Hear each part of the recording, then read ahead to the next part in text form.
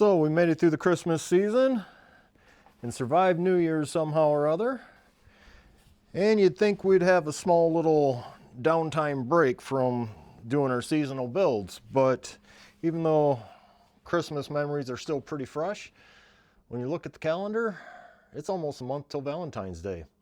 So we're gonna knock out a quick, dirty little build, just using a piece of 2x6 I got kicking around the shop. Let's build it. Gonna start this one out with making a template. Getting kind of the hang of doing this, so I'm gonna drill out my 4 corners here real quick.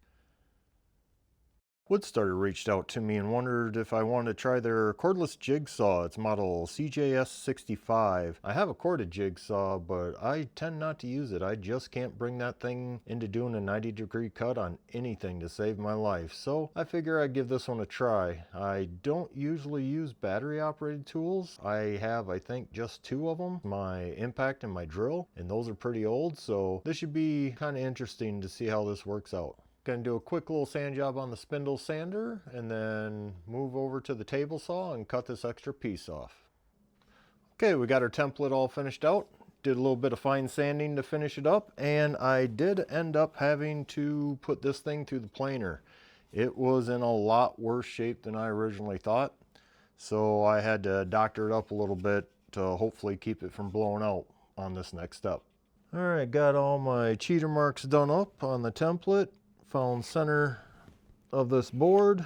Gonna mark the outside of the template. I actually went 1 inch on each side. I don't want to go 1 inch on the sides, but I do on the ends.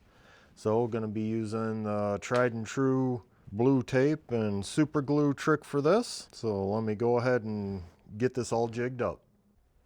Had to whip out a quick router plate for this. Overestimated the span of my factory plate for the router, but no worries, it's quick, dirty, but effective. So now I'm just gonna go ahead and hollow this 2x6 out and we'll get to the next step. Got about a metric crap ton of sawdust cleaned up. I can actually see my shop again, or at least the floor I can see. We'll get this unclamped. Let's see how we did here. Really enjoy this routing, but boy is it a mess. A little bit of sanding to do, and I did actually get down into the center of this wood where looks like it was cracked pretty good. So may just do a little bit of super glue fix on that. Well, that's what we're looking at. Got a little bit of sanding to do here and there, like I say. So I'll go ahead and get this all sanded out and we'll trim up the ends.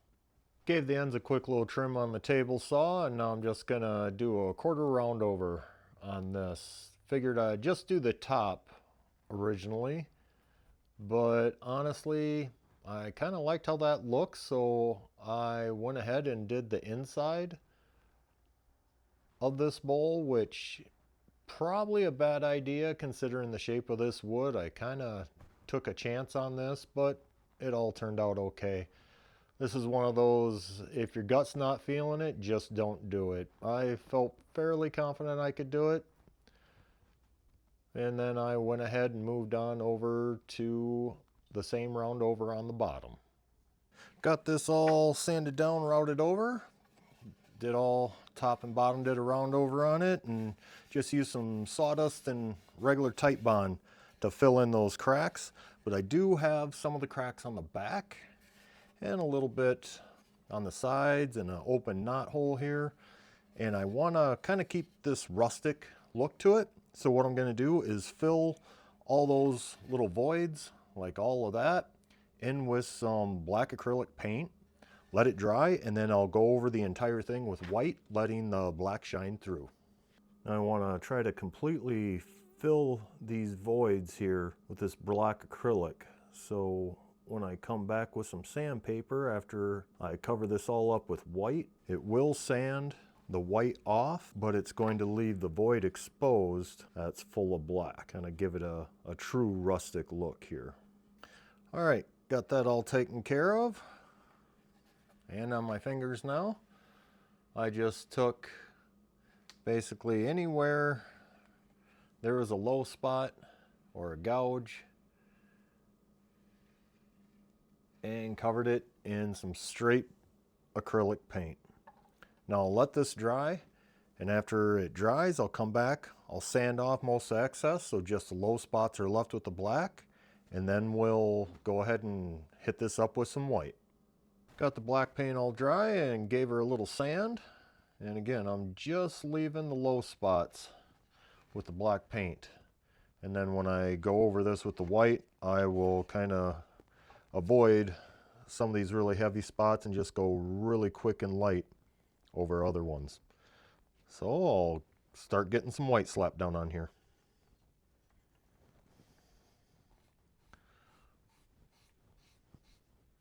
Got this dried up. Now I'm just going to take some 600 grit sandpaper and do some really light distressing here, just to take a little bit of this white down.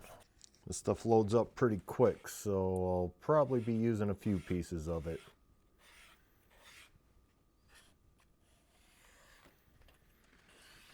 I'm choosing to do this with such a high grit sandpaper because I don't want the lines that I would get with more of a 220 or maybe a 150. Just want to kind of smudge this paint off a little bit. Okay, I think I am actually pretty satisfied with that.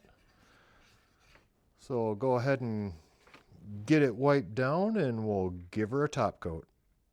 Okay, now I'm actually going to try something a little new for me. Going to try a little spray lacquer on this piece. Usually go with my tried and true shellac, but had someone in the comments asking why I was choosing shellac over lacquer. Haven't done a lot of lacquer, but we'll go ahead and give it a go with this. Gave this a couple days to dry up, and I actually added some of those little kind of plastic rubber feet to it. I call them bumper feet, but just little rubber nubs to give it a little more raise up off the tabletop surface. I wasn't real happy with it sitting just flat. Now, it's a nice decorative tray, not overly special, but this is where we got to put that extra little twist. Candles, actually some tea light holders. Santa got me a 3D printer this year, so I printed some of those up, and still that isn't special enough, and I'm proud to say that I actually found a use for these god-forsaken candies other than breaking my teeth. So we're going to go ahead and just fill this tray with these, and we'll get the candles turned on.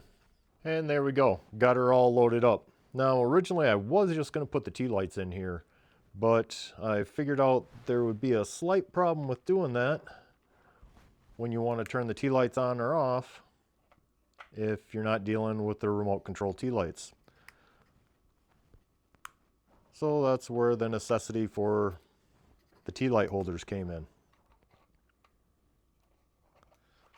So, looks pretty decent in the light. Let's get a cutaway shot.